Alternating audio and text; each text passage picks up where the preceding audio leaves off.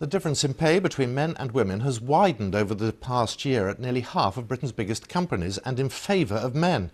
Firms had until midnight to file information about the so-called gender pay gap or face legal action.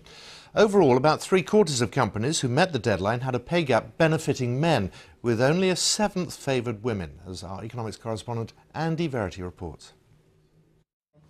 The construction sector has got a job to do.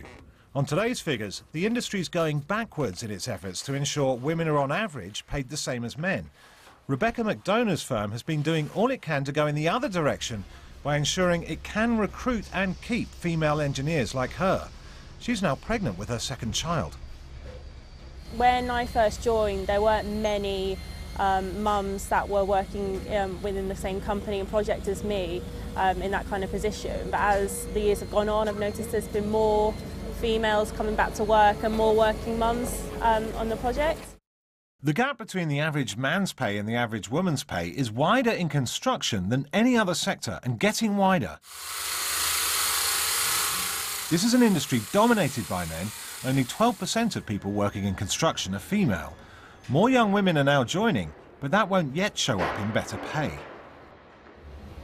Ironically, when firms like this make a big effort to attract more women into the industry, it can make the gender pay gap worse.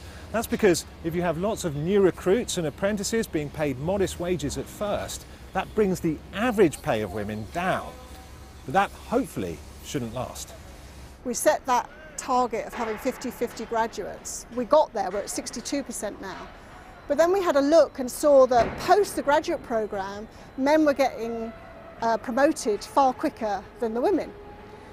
So we revealed those numbers. We went and started discussing that at a management level, and actually it changed. We actually didn't have to do anything more than just raise the awareness that that was actually happening.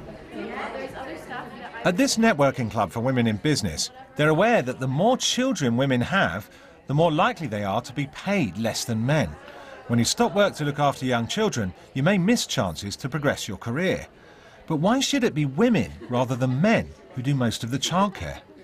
Women can take 52 weeks of maternity leave and men can take 2 weeks. You can also share care through shared parental leave, but shared parental leave is in a way transferred maternity leave. We need to give men the right to be the father that they want to be, so that they can, take 6 months off, for instance, and it doesn't matter what gender they are.